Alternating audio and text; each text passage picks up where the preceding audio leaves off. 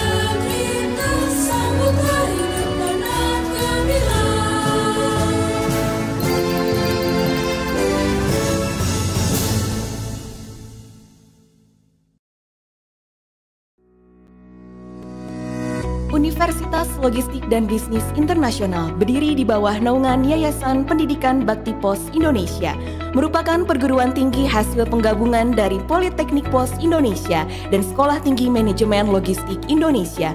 ULBI adalah lembaga pendidikan yang berfokus pada bidang logistik, manajemen rantai pasok, dan tata niaga elektronik.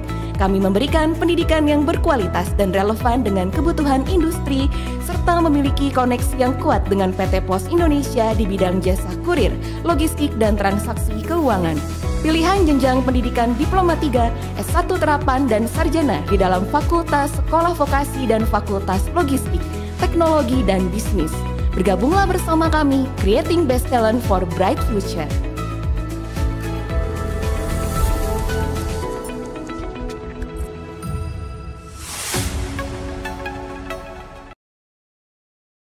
UNIVERSITAS Logistik and Business International, established under the auspices of Yayasan Pendidikan Bakti Pos Indonesia, is a higher education institution born from the merger of Politeknik Pos and Stimlaw.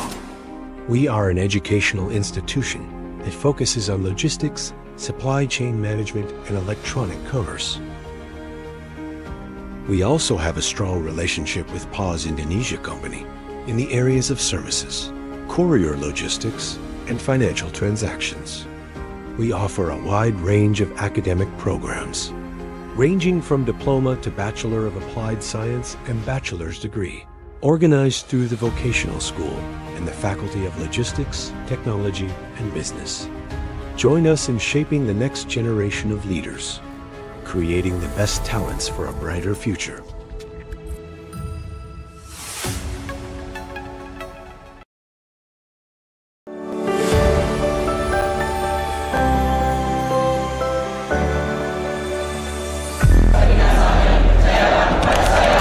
Dengan penuh pengabdian. Nias, Gunung Sitoli, Komodo, Nusa Tenggara, Kuta Cane, Aceh, Tanjung Redep, Kalimantan Timur.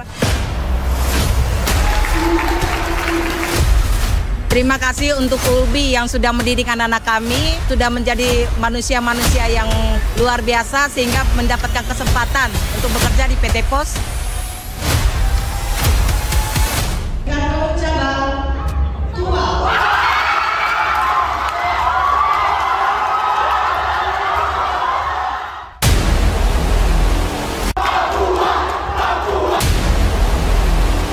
Ditambah lagi saya hitungannya sekarang bisa kerja sebelum saya wisuda. Pos Indonesia.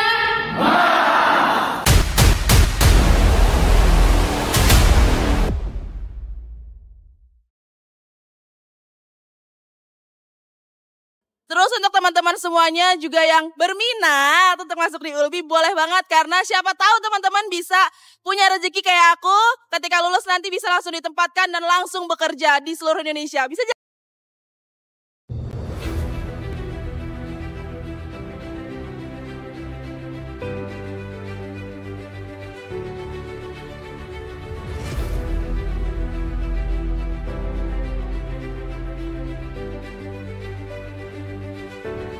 Uncertainty in the global economy requires supply chain to be resilient.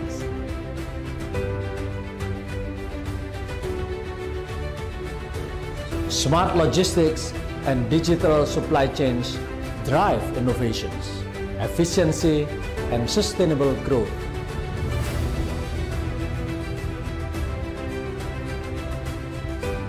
From raw materials to the final delivery, logistics ensure business stay competitiveness in globalized world.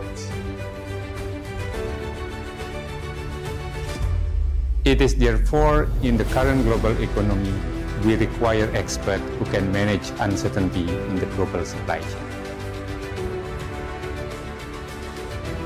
With e-commerce booming, businesses need skilled professionals to optimize logistic operations worldwide.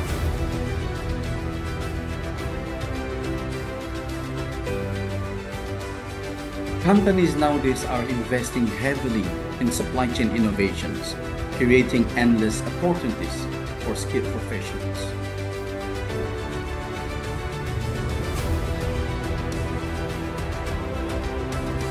Enhance your career prospect with CILT International Certification embedded in our program.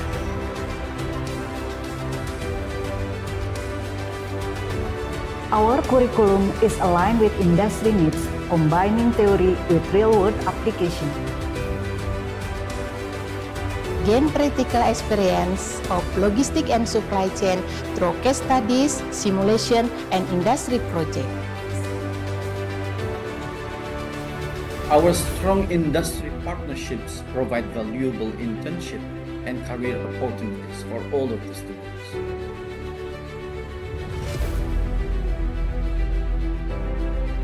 Come and join our master program to enhance your expertise in logistics and supply chain management. Be sure to be part of ULBI, an institution that blends academic excellence with real-world industry applications. Your journey to excellence in logistics and supply chain starts at ULBI. Learn from international experience faculty with deep logistic and supply chain expertise.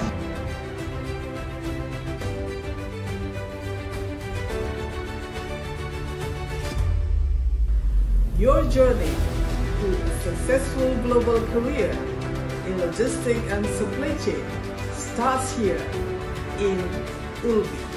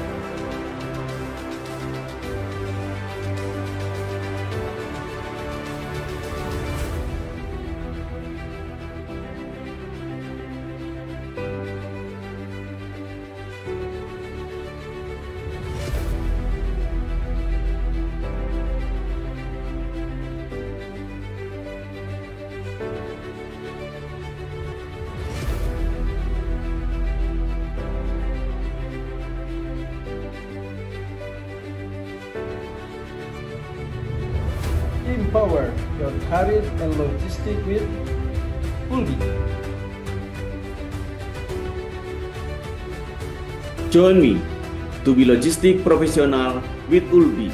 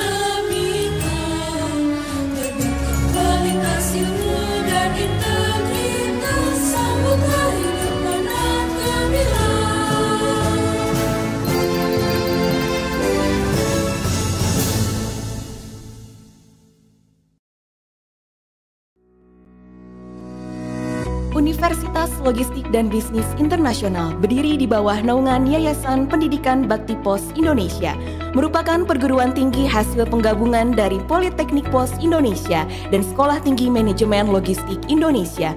ULBI adalah lembaga pendidikan yang berfokus pada bidang logistik, manajemen rantai pasok, dan tata niaga elektronik. Kami memberikan pendidikan yang berkualitas dan relevan dengan kebutuhan industri, serta memiliki koneksi yang kuat dengan PT Pos Indonesia di bidang jasa kurir, logistik, dan transaksi keuangan. Pilihan jenjang pendidikan Diploma 3, S1 Terapan, dan Sarjana di dalam Fakultas Sekolah Vokasi dan Fakultas Logistik, Teknologi, dan Bisnis. Bergabunglah bersama kami, Creating Best Talent for Bright Future.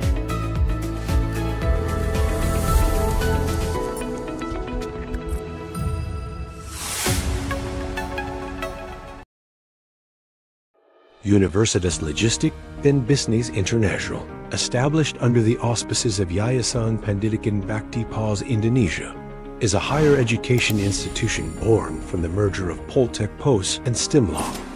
We are an educational institution that focuses on logistics, supply chain management, and electronic commerce. We also have a strong relationship with Pos Indonesia Company in the areas of services, courier logistics, and financial transactions. We offer a wide range of academic programs, ranging from diploma to Bachelor of Applied Science and bachelor's degree, organized through the vocational school and the Faculty of Logistics, Technology, and Business. Join us in shaping the next generation of leaders, creating the best talents for a brighter future.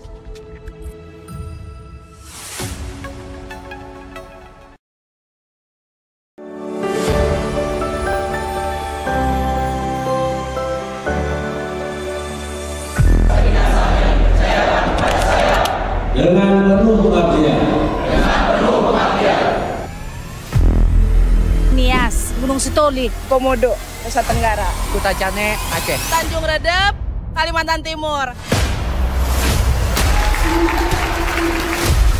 Terima kasih untuk ULBI yang sudah mendidik anak-anak kami, sudah menjadi manusia-manusia yang luar biasa sehingga mendapatkan kesempatan untuk bekerja di PT Pos.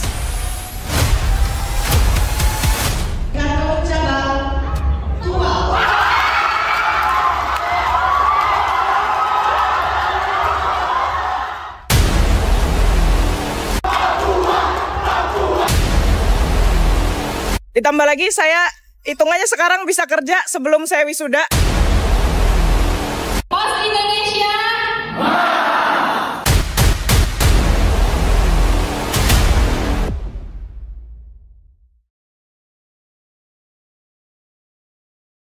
Terus untuk teman-teman semuanya juga yang berminat untuk masuk di ULBI boleh banget, karena siapa tahu teman-teman bisa punya rezeki kayak aku, ketika lulus nanti bisa langsung ditempatkan dan langsung bekerja di seluruh Indonesia. Bisa.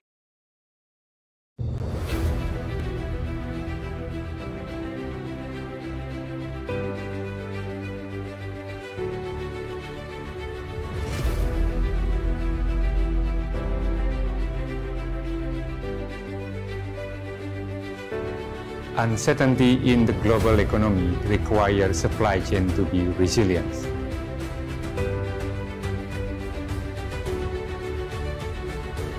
Smart logistics and digital supply chains drive innovations, efficiency, and sustainable growth.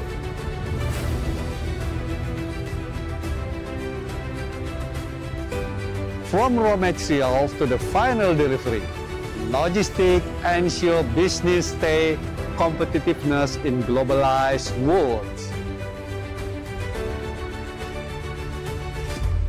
It is therefore in the current global economy, we require experts who can manage uncertainty in the global supply chain. With e-commerce booming, businesses need skilled professionals to optimize logistic operations worldwide.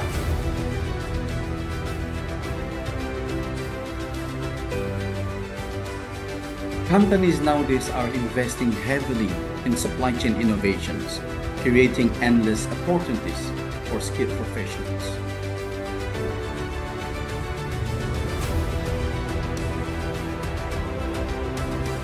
Enhance your career prospect with CILT International Certification embedded in our program.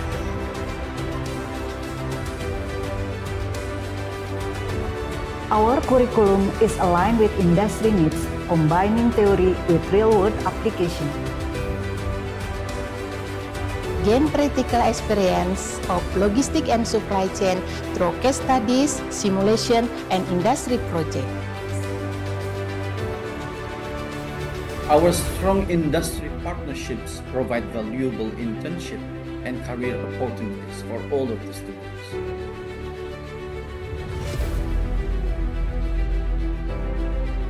Come and join our master program to enhance your expertise in logistics and supply chain management. Be sure to be part of ULBI, an institution that blends academic excellence with real-world industry applications. Your journey to excellence in logistics and supply chain starts at ULBI. Learn from international experience faculty with deep logistic and supply chain expertise.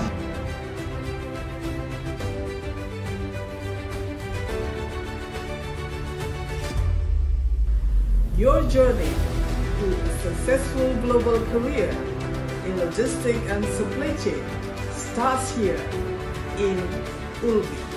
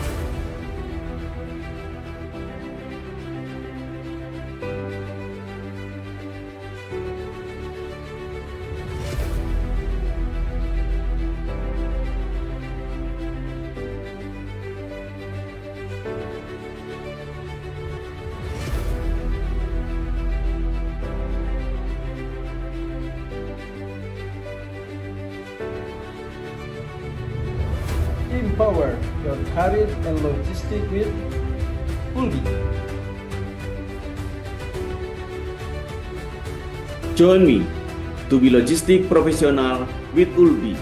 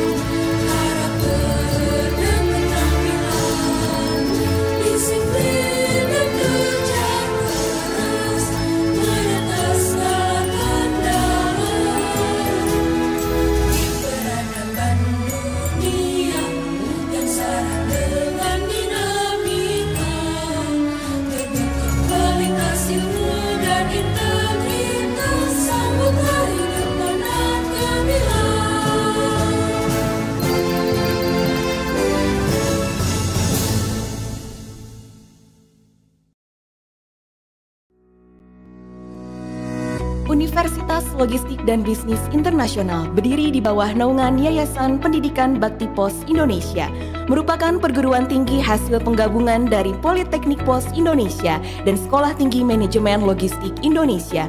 ULBI adalah lembaga pendidikan yang berfokus pada bidang logistik, manajemen rantai pasok, dan tata niaga elektronik. Kami memberikan pendidikan yang berkualitas dan relevan dengan kebutuhan industri, serta memiliki koneksi yang kuat dengan PT Pos Indonesia di bidang jasa kurir, logistik, dan transaksi keuangan. Pilihan jenjang pendidikan Diploma 3, S1 Terapan, dan Sarjana di dalam Fakultas Sekolah Vokasi dan Fakultas Logistik, Teknologi, dan Bisnis. Bergabunglah bersama kami, Creating Best Talent for Bright Future.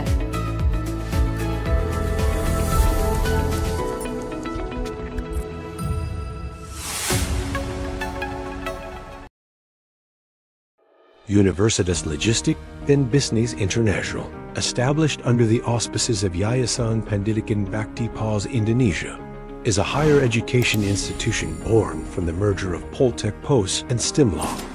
We are an educational institution that focuses on logistics, supply chain management, and electronic commerce.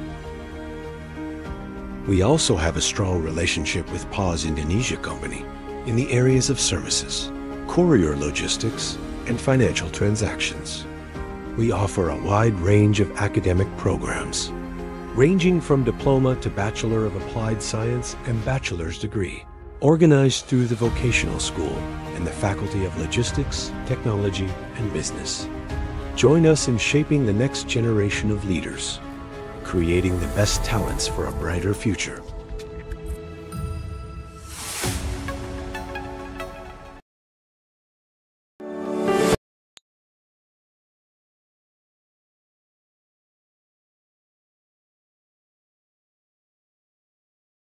Okay, can you hear my voice?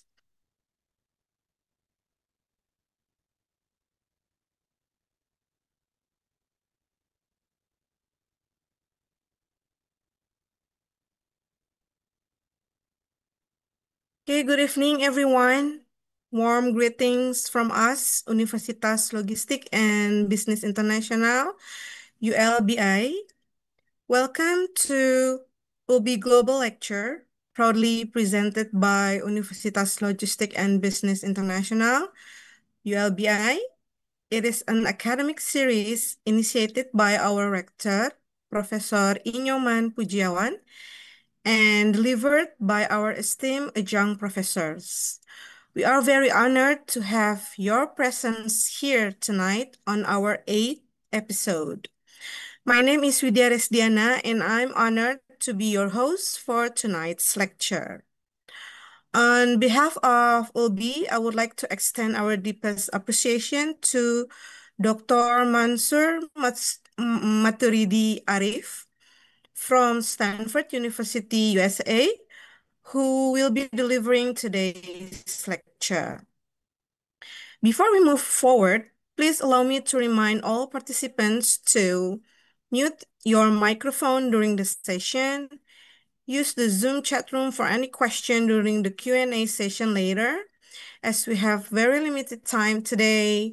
So I hope you can have the chance to ask question on the chat room. And please rename your Zoom ID with your full name and institution. So for your information, this lecture is free and open to all ULBI students and anyone who is interested. And we thank you all for joining us tonight. On behalf of our rector, Professor Inyoman Pujiawan, now I would like to officially open our today's lecture. Now, it is my pleasure to introduce our speaker for tonight's lecture, Dr. Mansur Maturidi Arief is a researcher and expert in the field of intelligent transport systems. He is from the Stanford University, USA.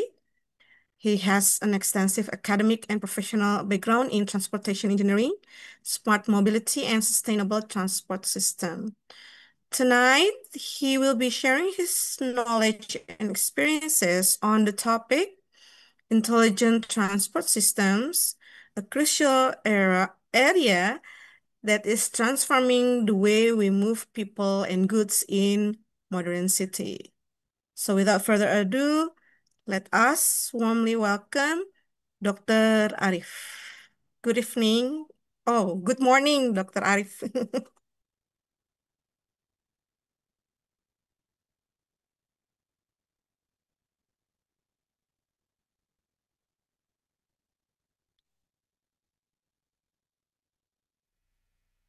Hello, can you hear me? Good evening. Oh, you can unmute. Oh, sorry. Okay. Yeah, good Okay. early morning and So good sorry evening for to that. everyone. So it's It's all early in the right. morning. Yeah, it's good. Yes. Thank you so much for hosting this event. Mm-hmm. So are you ready to deliver your lectures tonight, Dr. Arief? Yes, let's get it started. Yes. Should I start sharing my screen? Okay. Can you do it now? There you go.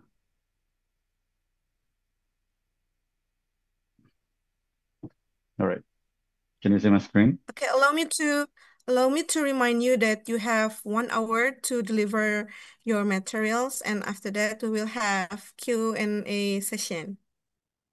Sounds good. Okay. Okay. Can everyone see my screen, or is it still the list of participants? There you Yes, go. we can. Yeah. Okay, perfect. So thank you so much again for the host and for everyone attending this event. My name is Mansur. Um, I am an adjunct professor at ULBI.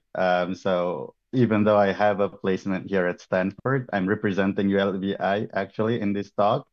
So I'm one of you. So please use me as an additional resources moving forward because I'm really excited to be part of ULBI. And I hope that by the end, some of you will reach out to me and ask questions and build collaborations. And that's what I hope to be coming out of this talk. So please do not be shy. I'm also hoping that some of you will be able to visit Stanford, when the time comes. Maybe not this month because of the crazy, uncertain situations right now in the US, but I really hope that many of ULBI students, staff, faculty would be able to build long-term connections with Stanford so that we can talk a bit more about some of the exciting opportunities in the domains of logistics and business international. So in this talk, I will specifically talk about intelligent transport systems. Particularly, I will talk about how do we apply many of the cool technologies that we have seen, and what are the risks associated with them if we would like to put them in practice.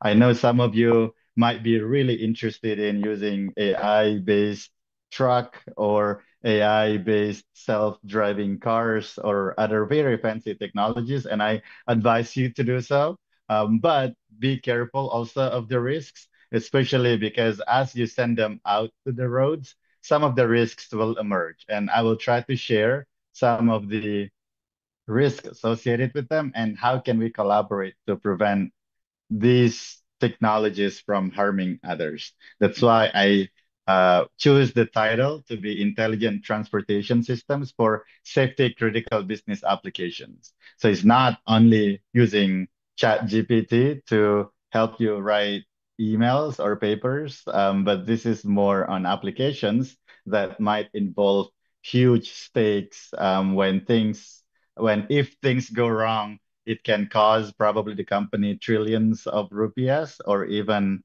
harming people physically, which we would like to present at all costs. My current position in Stanford is the executive director for Center for AI Safety, and therefore you can see why I always emphasize safety in all the domains that I'm reaching out to. So please again feel free to reach out to me if any of these topics seems to be interesting to you. This is my email. It's easy, mansur.arief@stanford.edu. So please don't hesitate to add me on LinkedIn, I don't know, Instagram, or just send an email to say hi so that we can follow up with a more interesting talks afterwards. All right. A little bit about myself. I'm from Goa, Sulawesi Selatan. So if any of you are from Goa, please say hi. I would love, even in the chat, please introduce yourself. I would love to connect with Bugis or Makassar people. Very excited. I know some of the student demographics from Sulawesi are quite large in ULBI, so please do reach out. Or everyone, please reach out if you would like to just say hi. I did my undergrad in industrial and systems engineering in ITS Surabaya in 2010. That's where I met the Pak Rektor, Prof. Nyoman Pujawan. He was my undergrad thesis supervisor.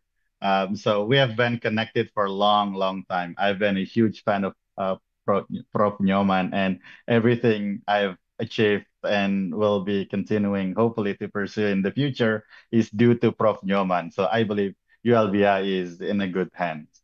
I did my master's with Prof. Nyoman's recommendation to Michigan Industrial and Operations Engineering, where I also work in the Transportation Research Institute. This is where I was first exposed with self-driving cars, with self-driving trucks, self-driving buses, drones, and pretty cool applications in terms of transportation systems. And that's why I'm really pretty excited in this domain. I did my PhD in Carnegie Mellon University in mechanical engineering, also after consulting with Prof. Nyoman Pujawan. So Prof. Nyoman is my mentor. So please do reach out to Prof. Nyoman or me if you would like to follow at least some of academic paths I've done. I did my postdocs in Stanford early on, and then I continue as a research scientist. And then now I'm executive director for the Center for AI Safety and an adjunct professor at ULBI. And this is my 2-year-old son right now. He's still sleeping, so if he wakes up, maybe he will come, and I have to take care of him. So I apologize before that. But I just need to mention that early on. Okay. So what we'll discuss today is in terms of intelligent systems in general. Back then, we are thinking that they are only supporting the decisions we make. It's still the human that makes the decision at the end. But now, some of these systems are making the decision, not only supporting the decisions we make. For instance, an example is here in the US. Some of these AI systems have been used to assist judges to determine whether someone is worthy of reduced sentences. And so this is great, but there are problems associated with it, as we will discuss later, that predicting future criminals with AI is problematic because the data is problematic. So some people will be more likely to be treated unequally compared to other people. And this is something that I will highlight as we go because some of these is extremely important in our topic today.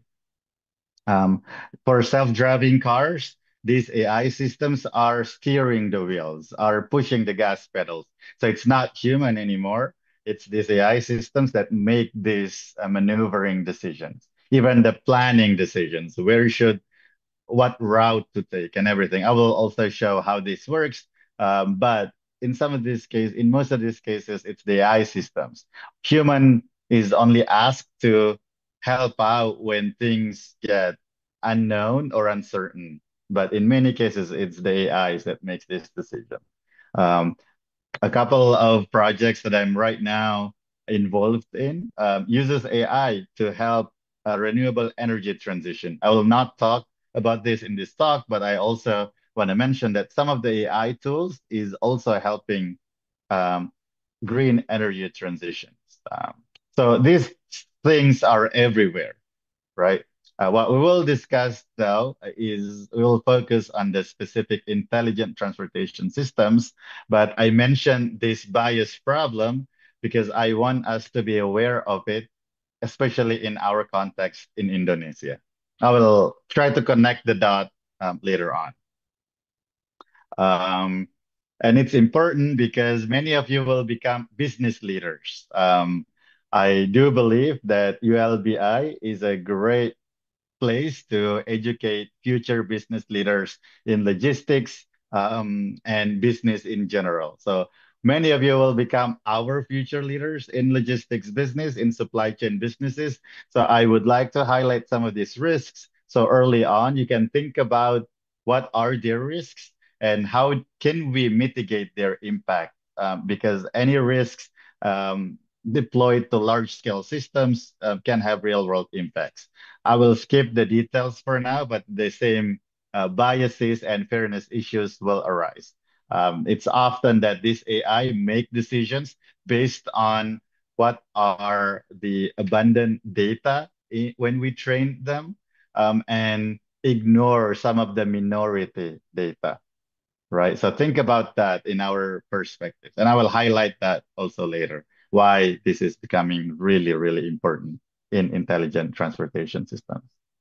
Okay, another thing is I want you to focus on, hopefully, is to apply safety first culture, which is always the mantra in logistics and operations businesses, right?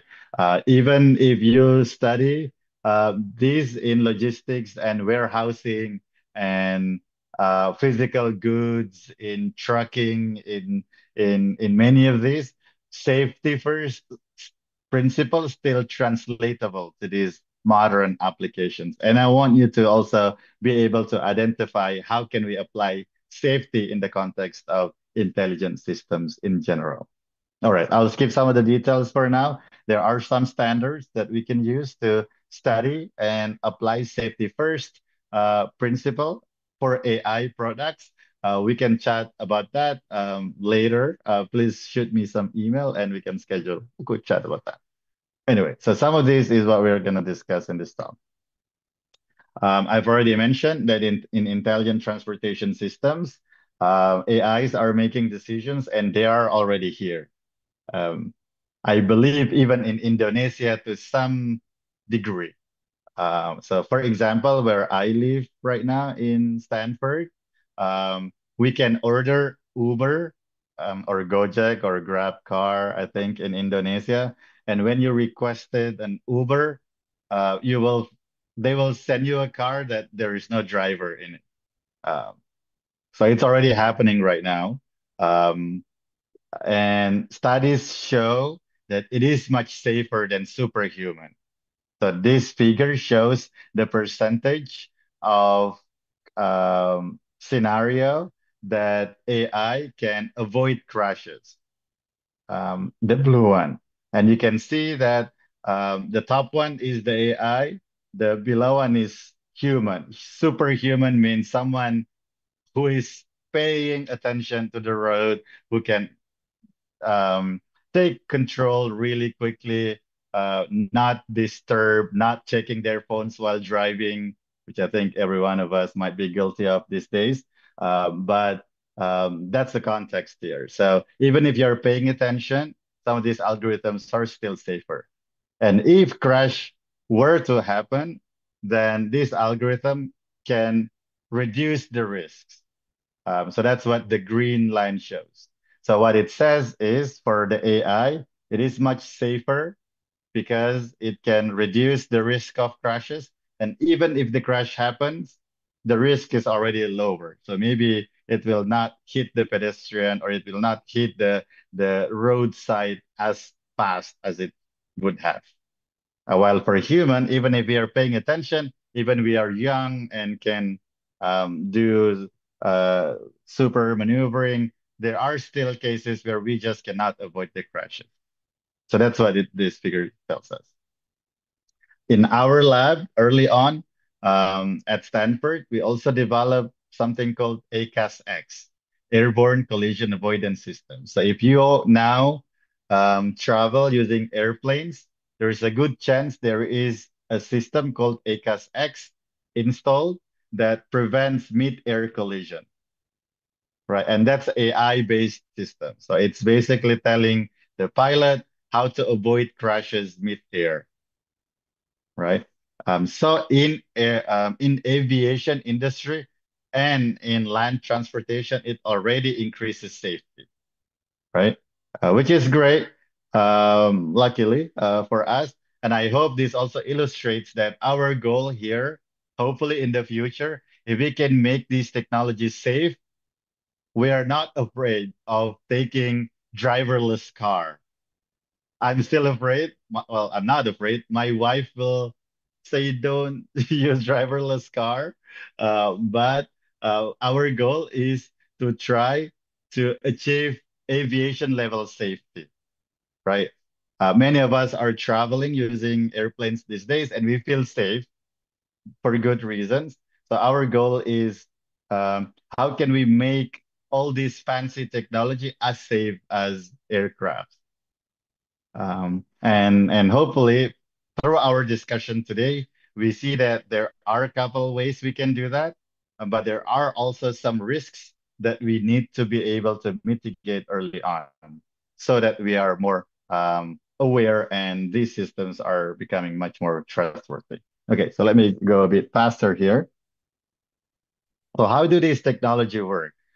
So self-driving vehicles, for example, it's equipped with a lot of sensors. There are cameras. There are collision impact sensors. There are forward facing cameras. There are LiDARs and radars. So GPU, IMU measurement. There are lots of sensors equipped in this car. So what happens is when you drive them, it is able to see 360 degrees even in the dark, right? By all the combinations of this sensor. And using this robust sensor design, it is able to map its environment. So for example, this is the LiDAR sensor. LiDAR is just that little thing on top. It is not camera, but it behaves similar with sonar, but it uses light essentially. And it is able to map the whole environment. It is able to see, oh, there's an object that shapes like tree, there's an object that shapes like traffic sign, or pedestrian walking, or other vehicles and things like that. So there are these systems that's helping to some degree of this technology to see and perceive the environment. There are also cameras, right? And from camera, it can classify and identify objects within the scene, right? So it can identify pedestrians, for example, mapping it, where are the pedestrian in the image, and then put it and project it in its 3D representation so that it is able to avoid those objects, essentially. So in practice, this what the self-driving vehicles will see when it moves throughout the object. So it is able to see there are pedestrian walking, there are vehicles crossing the street, and things like that. And it also has this pre-planned path where it should go and how to deal with all these moving objects in the environment. Okay, through all the combinations of the sensor and all the pre-processing that is being done by AI in most cases. Okay. I hope this gives you an idea how it works. So you see there are sensors that gives it an input. There is computer that is processing this input, and there is an algorithm. Let's assume they are AIs to pre-process this information and identify objects, and then steer the steering wheel or gas pedals and get the vehicles moving from one location to the other. Okay, so that's a high-level idea I want to show you with. So image sensors, LiDAR sensors, and then planning modules and things like that. Okay. Unfortunately, apparently this video is no longer available. But what I was about to see here is an application in the trucking industry. How the same algorithm is used to move large trucks from warehouse through the highway to the next warehouse, and it's driving that automatically. But you can imagine the same algorithm is also used. So it's not only for small vehicles, but also for large vehicles.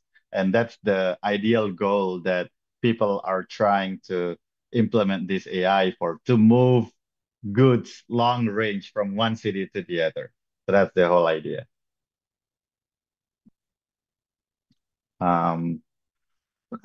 Okay, and what we see here is even in the trucking business, this AI algorithm is much safer than human. So what you see here is the figure that shows for autonomous systems, how likely it is going to either too far to the left or too far to the right of the road, right? So you can see human has very noisy and it has larger uncertainty. Sometimes you drive really far to the left or to the right and things like that, while the autonomous vehicle most of the time try to center itself following the line, right? So that's what it shows. It's more efficient that way, and it's also safer, more predictable. And this shows the deceleration and acceleration.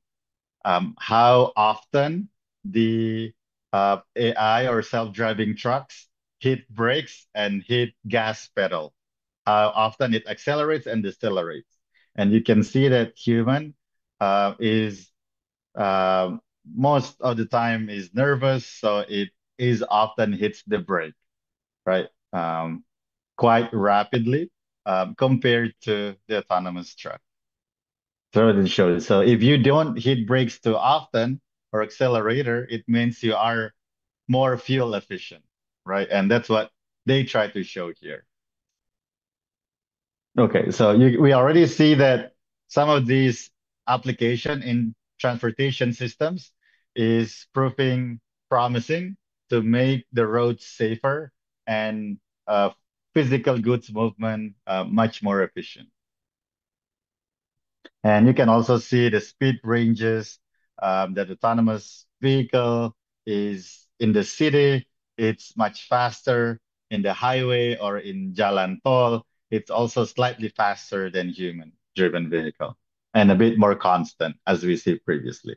So it's saving time, it's saving gasoline, it's also safer. So all this is great for logistics if it is wrong. If it behaves correctly, right? That's the whole point that I'm trying to make here. But the question remains, okay, so this is working most of the time. This looks great, but will they always achieve this level of safety? Will it perform reliably? And I already tell you that sometimes it has biases, right? Depends on the data we train the algorithms with. And sometimes it just doesn't understand what's going on and it can cause harm to pedestrian or other people. This is news from 2 years ago here in San Francisco, where one of the self-driving vehicles on the road is hitting someone. And the problem is it doesn't stop after hitting someone. So it's becoming really bad. Right. So there are risks that these technologies still pose. So the question is, can we use them in Indonesia? Can we safely use them for our business application? Because it's good that they are efficient. It's good that they are sometimes safer. But if they are still failing like this, we will not want to use them for our daily delivery, right? Because it can cause financial losses or even fatality, which we don't want at all costs. So how do they try to mitigate some of these risks? Is they define some automation level for autonomous cars. So there are 6 levels. So there are level 0, where there is no autonomous feature, and there is level 5, where there is no human intervention at all time that is needed. And there are somewhere in between. Most of our cars in still level 1 and level 2. So we do have some adaptive cruise control where we can, or adaptive steering, where we can sometimes leave the steer or sometimes leave the gas pedal and it will automatically adjust itself, but we still need to pay attention, right? But the goal here is at least some of the self-driving vehicles and self-driving trucks that I've shown you previously is already at level 3 and level 4. It means that most of the time it can handle the scenario. But humans are still needed to intervene when things are uncertain. So humans still need to be there and monitor what's going on.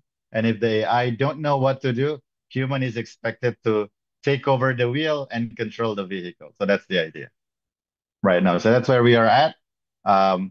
But that's posing the problem, right? If the technology that we use is sometimes working and sometimes not working, that's dangerous, right?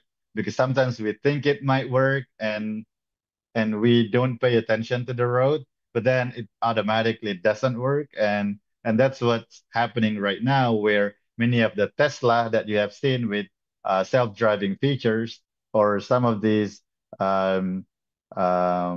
self-driving vehicles and trucks that I've shown you still need some level of human operator involved. And the key here is it's working most of the time, but it might still fail.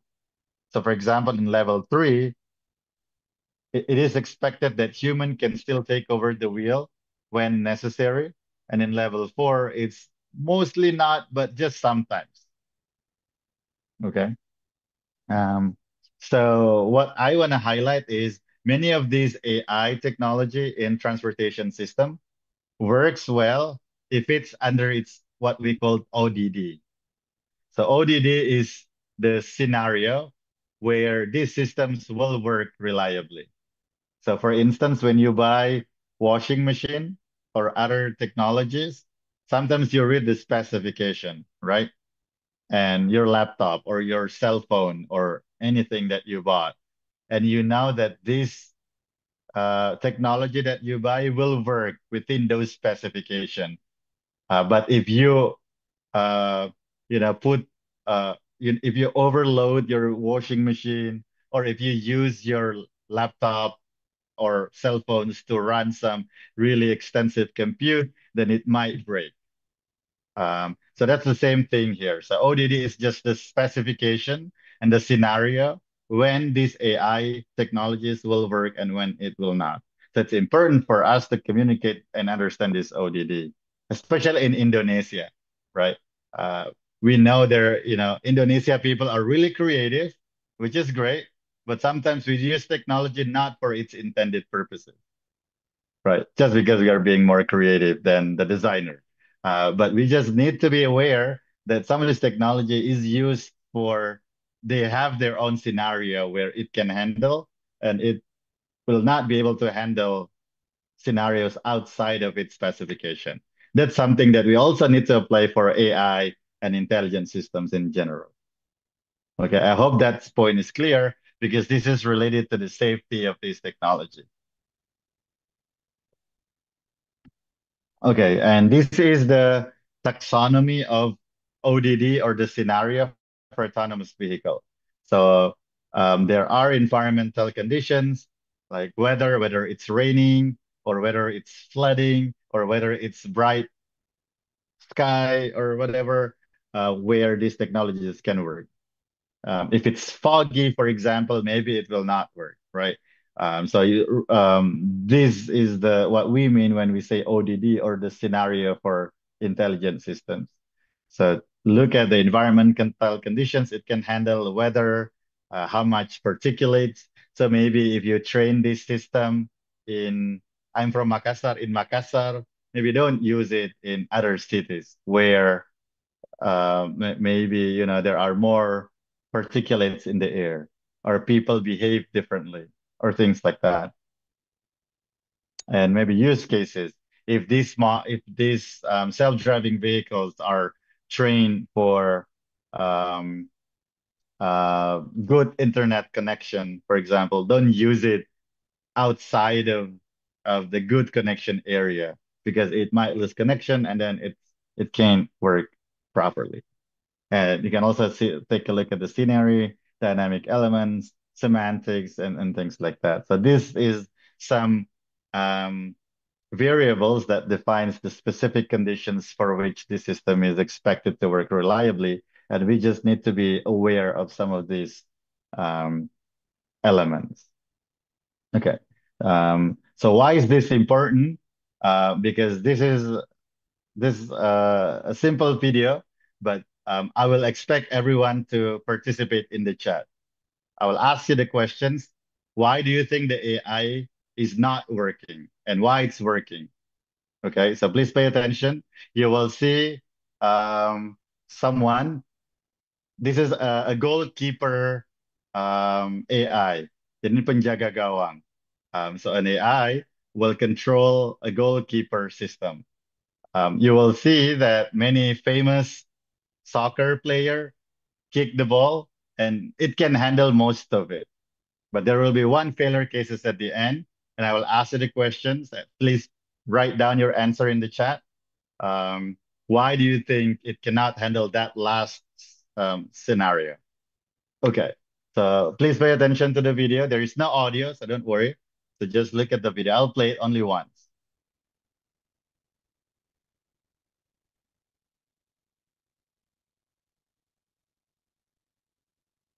Is this messy?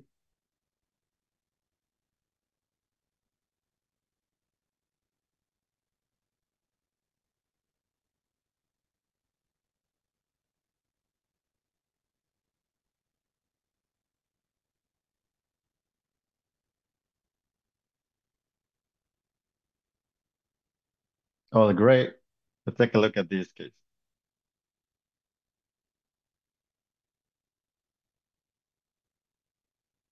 Okay, so question, why do you think it cannot handle the last one?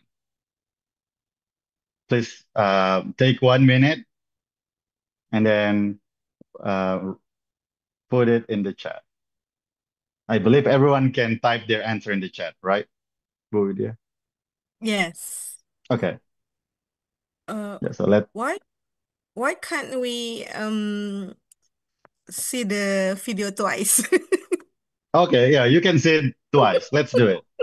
It's fine. Okay, so let's see it again.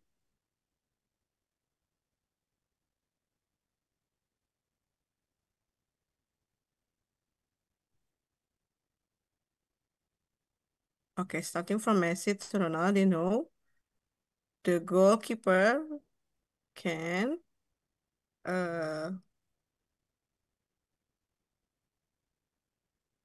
hold But the this one, ball. it can't. The last one.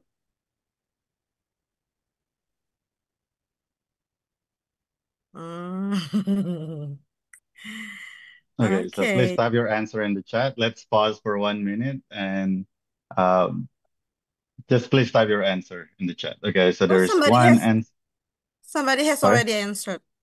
Okay. Yeah, you said maybe it's because Okay, the yeah, voice near it's with too near the to the center. center. Okay, good, good analysis, Adder. Let's And wait for one more. Budera said because the body language of the player was different. Okay, cool. So body language is different. That's a good point. Others? There's no wrong answer here, so just because the striker is smiling. Yeah, Okay. I mean, what kind of body language is Budera talking about? It's okay. It's okay. So just put your answer in the chat, and I can keep playing Okay. this. Kicking Okay, style. Mr. Karda said because the striker is smiling, Okay. and Atik said kicking style. Pak Budi said the ball running irregularly speed. Irregularly. Ivan said the analysis not put scenario how Henry kicked the ball using bounces. And Max Ronald say the AI program for direct shot, not indirect shot Okay. like the bounce. Get it. Okay, so let's watch one more Okay, time and then let's discuss. But please keep your answer coming in the chat. So here again.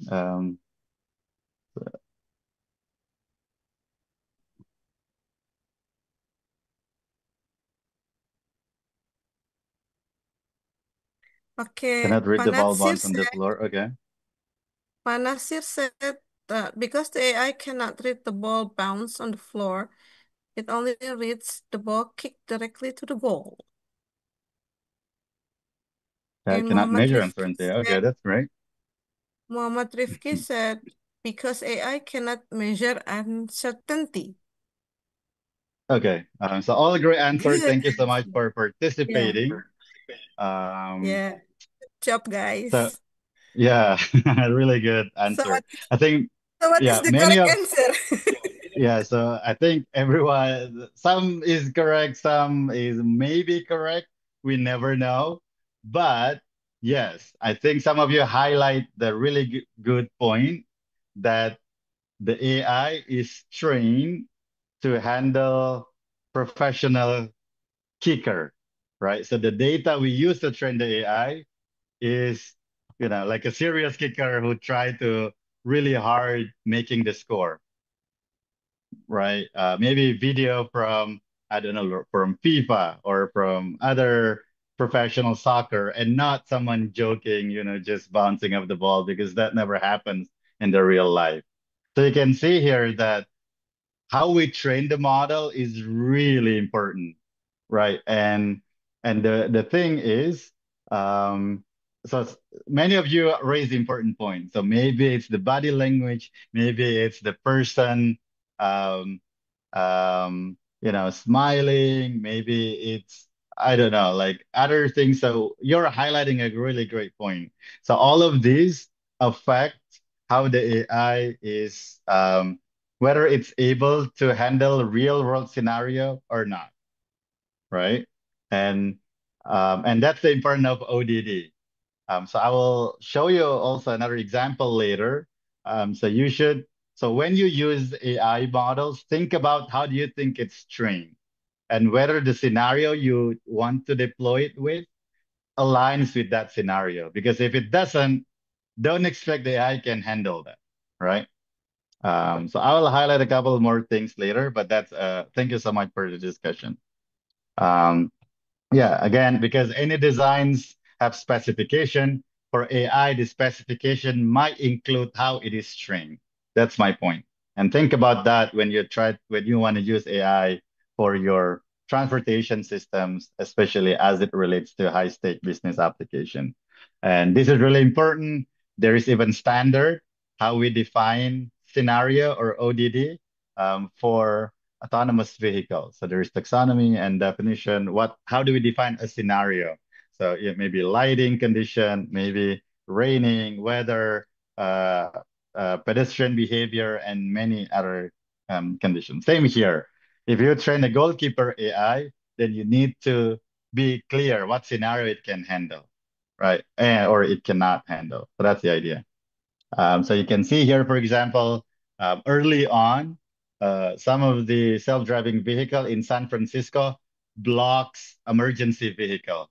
Ambulance is being blocked. Maybe because it's not trained to deal with ambulance, right? Because it's not every day you see ambulance. So it's confused. How should I deal with ambulance? At least in the US, you have to, you know, uh, you have to stop and then, let the emergency vehicles go through. But in this case, it just don't know how to handle this. Probably again, because it's not trained how to deal with all these anomaly scenario, right? So that's my point. This is also an example of crashes happening in Japan, where an autonomous vehicle never sees a motorcycle stopping in the middle of the road. And then it just keeps moving, not stopping, and hitting both the motorcycle and people already in crashes because it never handles crash scenario before. Right. And this is Tesla early on. Well, now it already adds some of this scenario, but as you use AI, think about how it is trained and think about the ideal scenario when it can handle these scenarios and when they cannot handle. So I will show you another examples in a minute. In Indonesia context, what does it mean? This is my research during my PhD. I use pre-trained AI for object detector. For clean image, it works. If I add noise, it misses the traffic sign, which is weird because we as humans still see the traffic sign, right? I just add white noise and it already misses it. So just because, there are some differences, this AI might behave unexpectedly is what I'm trying to say. So in most cases, it's good if it's deployed under which it is intended to be deployed. But if things change, then the performance is just really random. This is also an example. AI can handle traffic sign, like clear image of traffic sign. But there can be cases, this is a real example, rare cases, someone is riding bicycle with stop sign. Maybe this is a construction worker, a road worker, and the autonomous vehicle just slammed the brake. Exactly. A good point from Bu Yayu is there are too many pedagang kaki lima and they're creative, right? So what do you think will happen if some of this creativity affect the behavior of the self-driving vehicles. There are just too many unanticipated cases, especially in Indonesia. We call this long tail problem because there will always be new cases that we never anticipate before, and it may happen in the real world. And imagine also if you just use self-driving vehicles trained from San Diego in the US, where many of the self-driving companies are, and you try to deploy it in Indonesia. So here, take a look at the traffic behavior. This is in San Diego. So people really following the traffic rules, at least to some extent. While in somewhere in Indonesia, traffic light means nothing. Right. I guess you know my point. So let me just skip. But yeah, so that's the idea. So there are just if you use foundation model or very fancy algorithms developed elsewhere, it may not work out of the box in Indonesia. Exactly. This is a really good point from Stephen. Autonomous scenario should come to Indonesia to get many. I really agree. And that's what I'm trying to do. I try to work with many of the companies in Indonesia to share some of their data. And this is something you can play a role with, and we can collaborate in the future. Many new and creative scenarios are in Indonesia, right? And if they want to deploy their self-driving algorithms, train them using Indonesia's data is my point, right? And that effort is still very limited these days. Okay, there is another thing that I want to highlight here. There is also what's called adversarial attacks for AI algorithm. So you can fool AI by adding some noise to the image, and it classifies signs as something different. So here, for example, a stop sign, a stop traffic sign, and then we can add optimized noise. So we optimize the noise. So the prediction will change from stop sign to yield sign. And it's not only virtually, you can add stickers, you can add shadow, you can add many things, and it still changes the prediction. Again, this is what we call adversarial attack, and all machine learning models are sadly adversarially brittle. So many of these can be fooled easily if you know how. So which is quite dangerous in practice, right? And there are lots of theory about this. It's adversarial attacks. If you Google it, you will see many papers published quite recently in this topic. I will skip the details, but feel free to take a look at some of the adversarial attack example. So that's why clear and communicating the scenario is crucial. And if you are a business leader that uses AI, ask your vendors, ask your supplier, how do they train their AIs? What are the scenarios it can handle and what scenarios they can't handle, just to be a bit more transparent. So what does it mean for us in Indonesia? In the last 8 minutes, I'll try to highlight some of the potentials and some of the ways for us to move forward.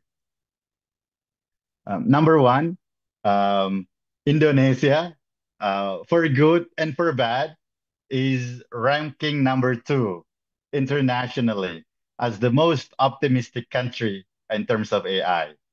As you can see here, Indonesia is only behind China in terms of high likely. What are their thoughts about using AI products? So if you're interested in the report, Google AI Index Report 2025, and you can see Indonesia is ranking number 2 in terms of how optimistic we are about AI products in general. So this is a metric of global opinions about products and services using AI. And we are ranking number 1 of the country that are optimistic on the potential of AI to save us some time or to improve the jobs we do. Right, so we're among the top ranking in terms of AI optimism, which is great. But our talents right now are not on the top list. So we are optimistic, but we're not on the AI talent top list just yet. This is based on LinkedIn AI talent migration. This is based on AI hiring rate. So you can't find Indonesia yet, right? So what and even worse, related to my previous comment about producing AI models in Indonesia, we don't publish AI models. Most AI models published in China, the US, in Canada, in Australia, in Europe. Indonesia is still lacking models yet. And this highlights my issue previously. If the data or if the models are not trained locally, but we are using it locally, that can cause a lot of problems, right? So this is a challenge for all of us. We are optimistic, which is great, but we also need to be pushing a little bit on our talent and our model producing so that it's becoming safe for our application. Okay. So this is another survey from the same report. A couple that I want to highlight. So this is China. And this is the questions, the category, and this is Indonesia, and this is the US. So you can see we are ranking #1 also of the country that thinks know what AI is. So we think we know AI, and we are being optimistic, but our talent and we don't produce AI model just yet. So this should show you some of the gap, right? So we are enthusiastic. Are we really enthusiastic, or are we just don't know much about AI? In psychology, we call it unknown unknowns. So it is our responsibility to improve these statistics, I would say. And this is important because some of the risks I mentioned previously is related to our understanding, is there are risks associated with AI. And if we are not knowing that and just simply apply cool AI to our business, it can mean trouble later on, right? So for many of you who will become a business leaders, logistics business leaders, or in other domains, there's a good chance you will use AI in the future, right? And my point is, please consider the scenario, the ODD, when you use some of these AI technologies so that they are being safe. So is AI safe for us? It is generally safe, but as I mentioned previously, it can have many limitations, right? Sometimes they are misaligned. What we think the AI will predict is actually not what it predicts, and it can be caused by many different reasons. I will skip some of the details here, but feel free to ask questions. So developer and user can have different expectation. There is a technique that's called overfitting that can happen during training. There is a shift from how we train and how we deploy the AIs. There might be biases in the training data, so lots of problems can happen. We also see that many machine learning models are brittle. We can fool it, right? So it seems like small noise can change the prediction. It doesn't make sense to us, but it is happening. And some of the model failures keep happening regardless of how you train the model.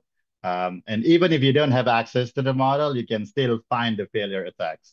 So that's the problem. And many of the security issues are not being considered. And for us, I think, as someone who will use AI, we need to acknowledge that many hypes dominate understanding or rigor, right? So there are many misinformation and disinformation about AI. There are echo chambers. If you think AI is great, we only talk with other people who think AI is great. We never really open our mind to some of the risks. There are very limited public resources about the risks of AI. There are fear of missing out. So when models came out, we will be the first person to test it, which is great, but be aware of the risks also, please. So that's a couple risks that I want to mention. I already shared for Indonesia. There is a biases example I want to highlight here. I don't think we have much data, but I mentioned the biases in terms of race, suku, dan ras can involve biases. for Indonesia, there is a bias also in agentic development. If you already use AI to code or to use agent systems, our study in AI Safety Indonesia shows that I will skip the video, but what it shows is it can create a working code, a working program, and if you don't look closely, it works great. There is no bug, but you can see that if you use Bahasa Indonesia, then there is a gender bias inherent within the programs. So for example, here, this is a program to predict teacher salary.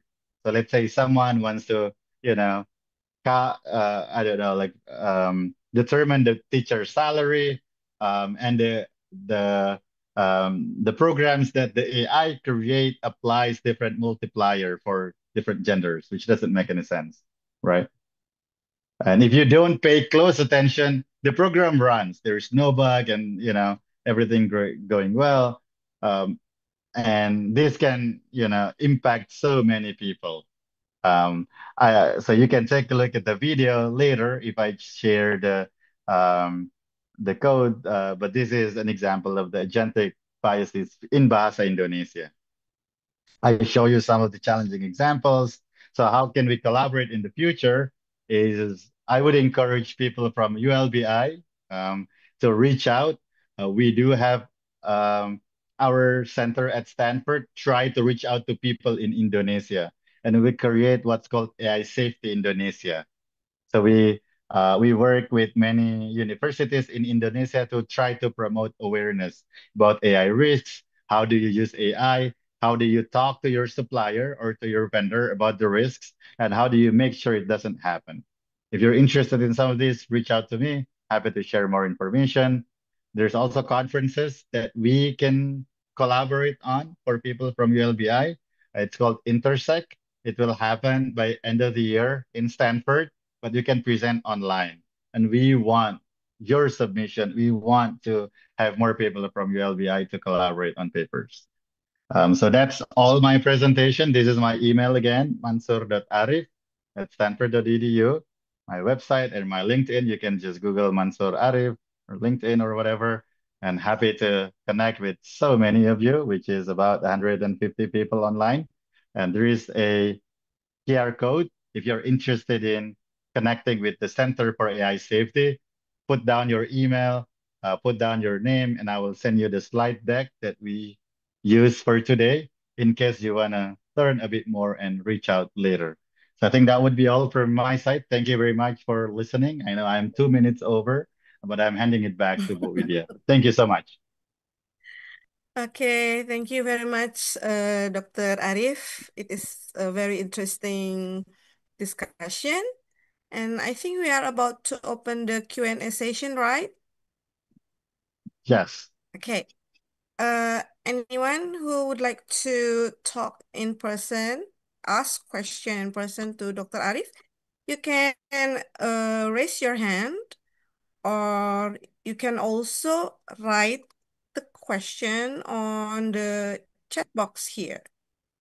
Oh, we Yeah. have Rasida Right. F raising his Okay. hand. Okay. Can you unmute yourself, Rashid? Can you unmute? I don't think Mr. he can, so Operator, let please me try. unmute. Mr. Operator, please Awesome. unmute Rashid. Yes. Okay, Yes, so I think you are anyone else unmuted. can, Yes. anyone else can write down your question on the chat box. Okay, Rashid, where are you from? Okay. Hello. Yes, Hello. you're on. Okay. Okay. Good evening, sir. Thank you for the opportunity. It's an honor for me. Allow me to introduce myself. My name is Rashid Al-Fatah. I'm from transportation management student from ULBI. I would like to respectfully ask a question which may be rather straightforward.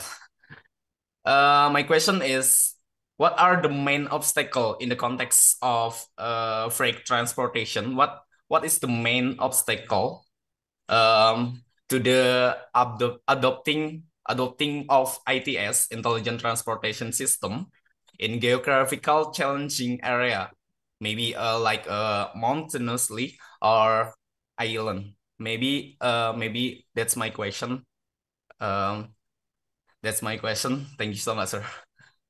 Yes, thank you so much for your question, Rashidan. Really great question. And the main challenges is exactly some of the problems I mentioned previously. There is just very limited data from Indonesia, right? And there are way too much new scenario that we might encounter, right? If you've ever driven to rural area, as someone might said, like there might be pedagang kaki lima, there might be some new scenario that there is just not enough data from Indonesia that we can reliably train the AI on. So it is still huge challenges.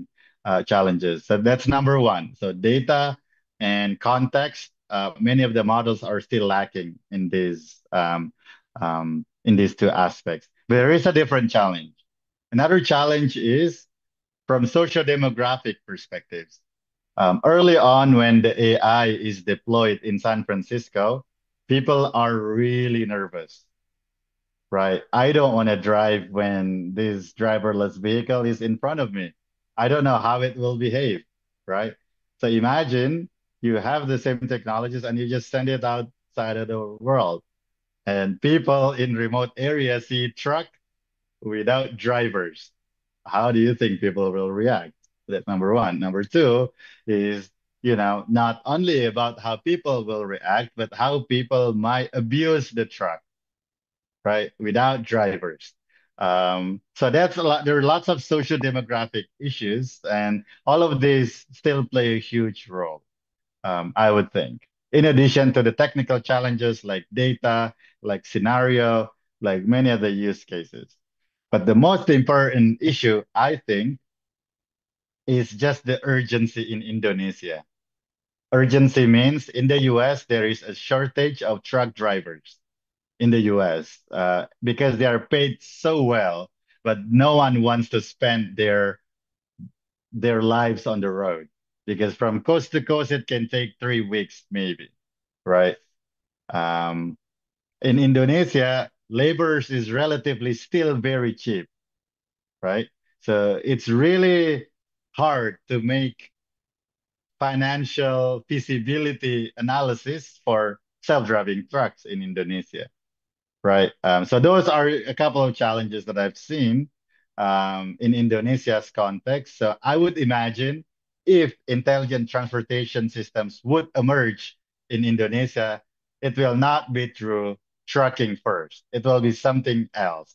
Maybe last mile delivery, maybe drones in cities, maybe, I don't know, self-driving bicycle. I don't know. I mean, it will be something simple like that where, it's frustrating, where there is a need and it's a bit more economically viable. That's my comment.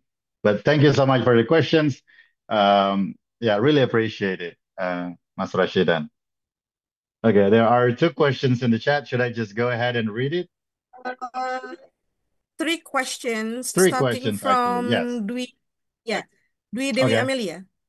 Yes, from Mbak Dwi Dewi.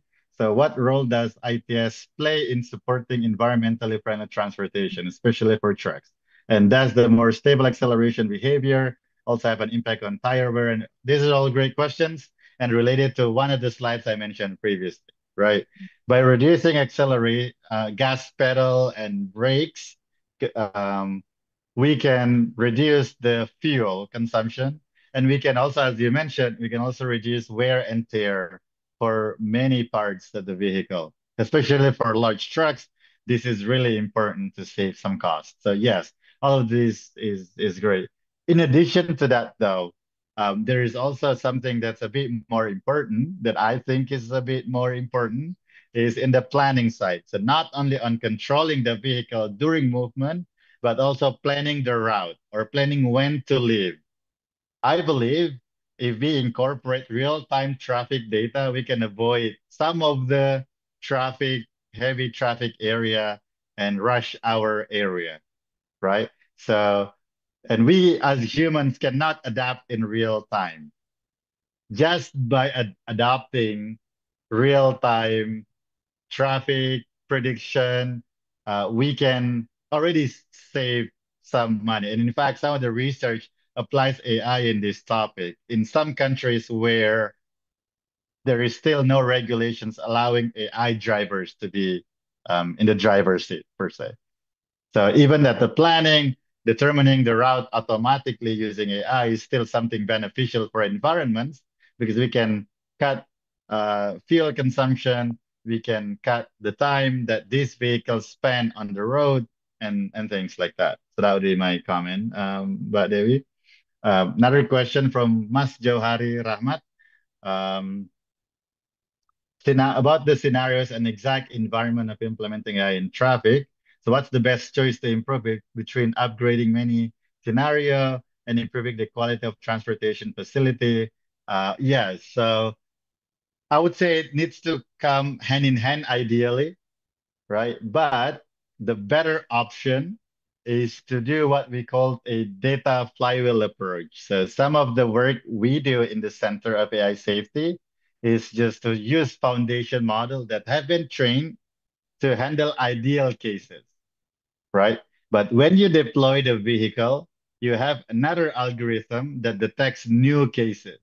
So when you see new cases, you try to only use that new cases, apply some weights to these new cases and retrain the algorithm. So that's a bit more efficient. So just use ideal cases, keep adding new cases as you see them, but also be sure you can detect them on the fly. If you can do that, you can keep improving your training set and you can handle some of these anomalous behavior. We call this runtime monitoring approach. So during runtime, during deploying this system in the real world, we have a supervisory system. We have a monitoring systems that performing checks to the scenario that these AI tools are observing. And we use that to improve the AI models. So all this is great. Of course, if you have some money that you can improve the transportation facility, that's a larger issue that is beyond the topic right now, but that's something that we can do also, even though, you know, that might be less practical at this point.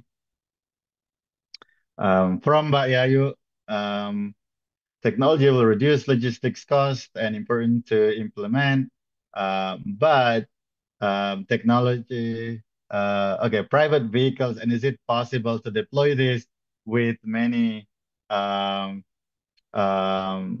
self-driving vehicles out there? The answer is, I would say yes, and this is a really good point. Human drivers are what causing confusion for these self-driving vehicles. If we have a new city where all the vehicles are self-driving, it's so much easier, right? But that's nowhere practical, right? But that's what they try to do in IKN, I think. The concept is to have all the vehicles are self-driving so that it's easier, it's more predictable and things like that. So that's the ideal cases. I don't know how practical that is at this stage, but yes, you're totally right. It is the what we call hybrid traffic or mixed traffic environment where autonomous systems and human drivers are mixing together on the road. That's what's causing a lot of uncertainty for the self-driving vehicles. So yes, it will not be easy and it needs to be hand in hand. How do we promote self-driving vehicles, make sure they can handle some level of driving uncertainty? And one of the way we go about that is using this ODD, making sure we train them using Indonesia's traffic data rather than elsewhere traffic data, because we already see from many examples I've shown, you know, the context, local context is really important. And that's what I want you to be part with. One more question is, so for trucking business, if it's robbed, then can AI solve the problem? That's a good question, and um, I don't know the answer. It happened a few times here in San Francisco where people just block. People are protesting on the street. They don't like the self-driving vehicles because sometimes they're just causing problems, right? As I mentioned, sometimes they block fire truck, sometimes they block ambulance. So some people don't like them, and people are demonstrating. People are protesting on the street, and they're blocking this autonomous vehicle. You know, and in many cases, then the company needs to go there and fix the problems and figure out the issues. So you're right. That's another problem that we will need to think about. When we deploy this technology in large scale, how do we handle when things break on the road, or when people rob the vehicles, or when people confuse the vehicles so that it does something not intended, and things like that. So all this risk mitigation is something that we need to think about, especially in the logistics business. So it's not only about making sure it can drive, but also the support systems that these trucks need in order to finish its mission of delivering physical goods safely and efficiently. Okay, so all great questions. I'll hand it back to Buvidya. Unless there is other people who would like to raise questions. Yes. So anyone would like to ask more question because we are still having. Oh, we have Okay. We have a Rama person. Yudhistira. Yeah. Okay. Okay. Where are you, Rama? Rama, are you ready to ask question? We have 10 more minutes.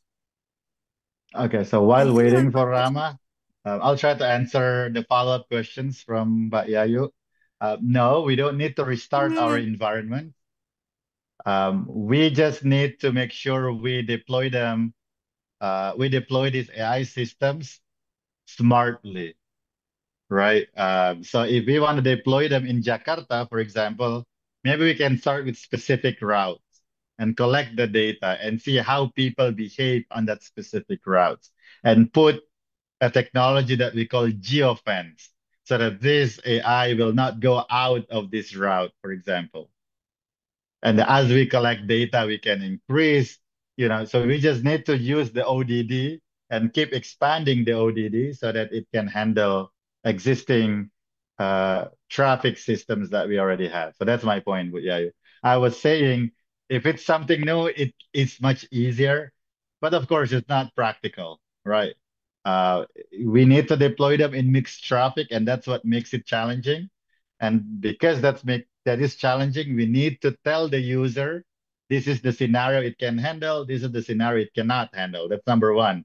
Number two, we need to restrict the scenario where, if it detects, oh, this is not the scenario I can handle, it needs to be able to stop and safely resort to human operator. That's my point. So route planning is important, and planning the ODD and communicating it. That's my point. But really good point. So you see the problem now. Many people claim AI is safe, and let's use it for creative ideas. For it's trained in the US. Let's just use it in Makassar or in Goa. I'm from Goa. And if they try it, it will not work. It may just stop and never moves, right? So that's my point. I hope that clarifies your question. Yes, great point. Other questions? Okay. Okay. Yeah, you say got it.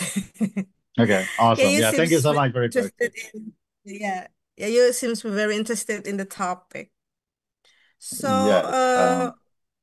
while we are waiting for other questions, I would like to say that when AI can read the situation perfectly in the future, then there are so many jobs that will be taken. Like today, Go-Kart or Grab is still using human driver, but in the future, they will be replaced by AI, right? Okay, so the question What do you is, think? how do we mitigate the job loss caused by AI? Is that a question? Yes. Yeah. Yeah, no, that's a great question, and that's something that I was hoping we in Indonesia is a bit more skeptical on AI. We really like how it can improve our job, but we are not aware. Well, if it's improving so much, then are we still needed? Right? Are we still relevant? And and that's what we try to also assess the risk of. How will AI affect job displacement in many sectors? And we think that it will cause a huge disruption, right? But it's also up to us to decide which applications we think AI is best to augment or help humans to improve their productivity. For instance, in the US, at least the need comes from truck driver because there is a lack of truck driver. Karena kekurangan supir truck, so they need help. So that's why they're doing that. In our society, we need that safeguarding rail in place. I believe in logistics and business. You tell me there are lots of things we cannot do manually, right? Maybe it's inventory opname. We can't do it manually, so maybe we can ask AI so it can improve. Of course, some people will be replaced, but I believe if we can augment our productivity with AI, we can handle many other things that we have not been able to handle just yet. But the key here is we need to be ready.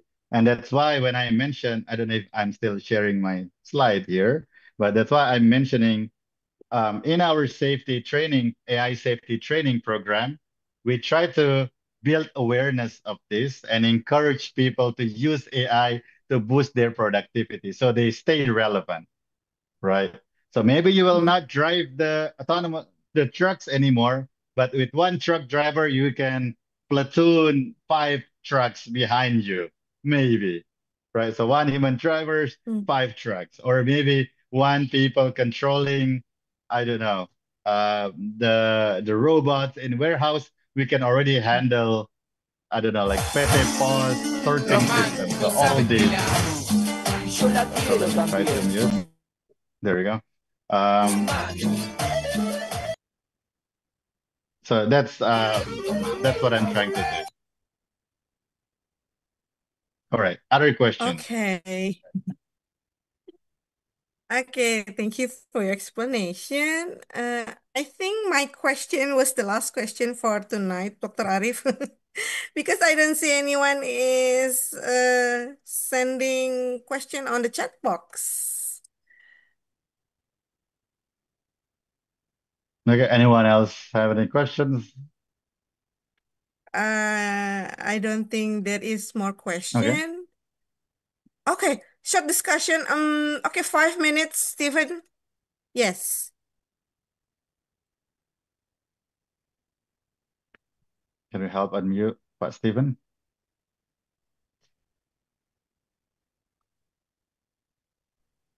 Okay. Okay. You're on, Pak. Hi. Hi, good day, Pak. Hello. Yes, I'm Stephen from ULBI, MM I'm also in association and in charge from digital technology. So sure. People always saying that with using AI, we're using technology, there will be a loss of less job. I mean, that pengangguran ya. Actually, I disagree about that. If we talk about AI, it is about future. So if we talk about future, I believe in future that later on some of our kids, they don't want to become driver anymore. But yet we still need driver. But there are less people who like to become driver. So I think yeah, one of these autonomous vehicle it's very important for us in future. Most of us see something in negative things, but how about if we see some positive thing? For example, I have a car that can conduct autonomous, and when during at home, someone at home have some accident. So, but no one at home can drive a car. So I can using the car for autonomous vehicle, go to the hospital. So that's actually that I would like, yeah, share. What is your opinion about this? That's all information, discussion from my side. Thank you. Okay, great point from Pat Stephen, and I agree. I mean, as we introduce technology, it will change our behavior, right? And maybe the jobs also. So that's a great point, and I agree with that part. Um, yeah, so yeah, there's a positive and there is a negative, and I agree we need to be balanced.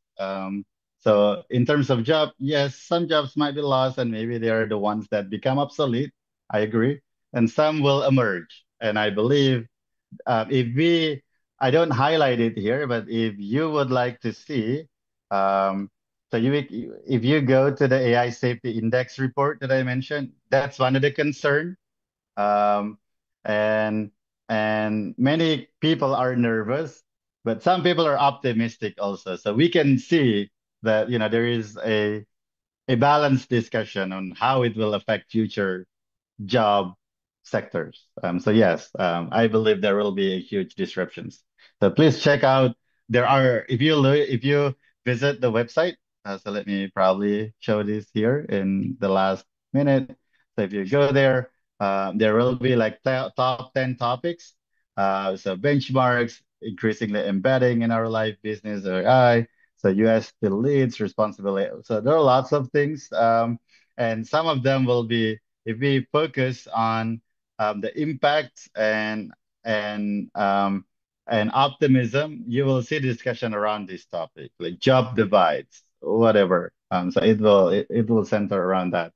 The quick question is then for us, how do we adapt, right? And how do we make sure this helps us? So there will be disruptions. Hopefully, it's a positive disruption on the net value, and it's our job here together to make sure that's the case.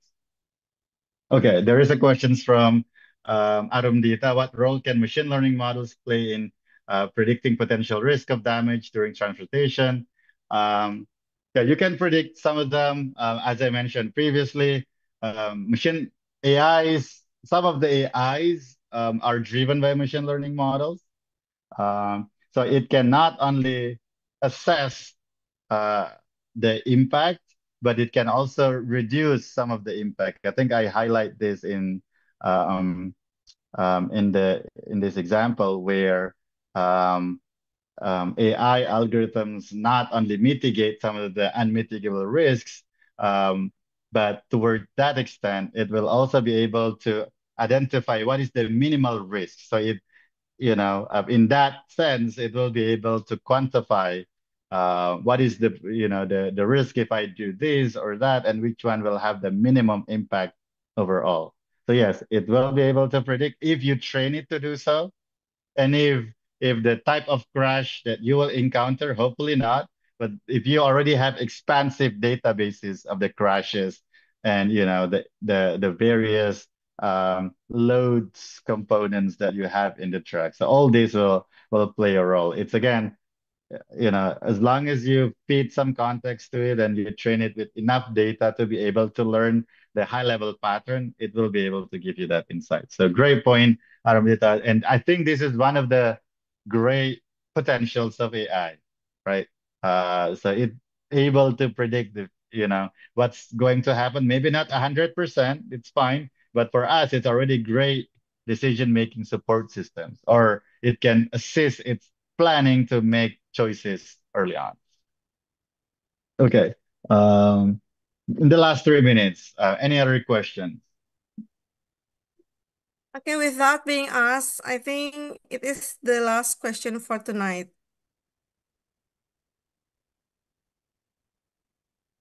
Arumdita is the last question for tonight. And Okay, we are that's fine. reaching the end of our lecture. Dr. Mansur? Yes. Please continue. Okay, so we are reaching the end of our lecture for tonight. Before we end it, would you like to give some closing statement? Yeah, my closing statement is what I start with early on. So please do reach out if some of these topics seems interesting to you, or if you just would like to connect. My goal here is to build connections with many ULBI students, faculty, and staff. And I really hope we can make intelligent transportation systems in Indonesia safe, and we'll need all of you, all of us to participate. Thank you so much for listening to the talk. Okay, thank you so much. Yeah, I really enjoy your material for tonight. But before we end it, we would like to have a photo session with everyone here, with the participants. Please turn on the camera, and in a minute we are going to have photo session. And please, Mr. Operator, can you help me to yes, to give the instruction? I think we are ready. Yes, Yeah, Mr. we are ready. Operator. Okay. Okay, don't forget to smile, everyone. Yeah, can you count? Okay, 1, 2, 3. Second screen. Okay. 1, 2, 3. And last screen. Okay, the last. 1, 2, 3. Done. Okay. Okay, we're done for tonight. Once again, thank you very much, Dr. Arief, for such an insightful presentation. Ladies and gentlemen, now we have reached the end of our today's ULBI Global Lecture. We hope this lecture has inspired you and broadened your understanding of the innovation in intelligent transport system. And please stay tuned for more exciting ULBI Global Lecture series in the future. Have a great evening. Thank you and see you again soon. Wassalamualaikum warahmatullahi wabarakatuh. ULBI Best Talent, Bright Future. Thank you, everyone. Goodbye. Thank you, Mr. Mansur.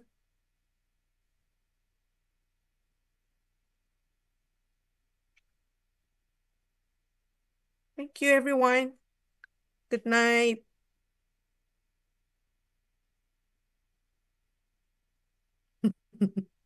Bye-bye.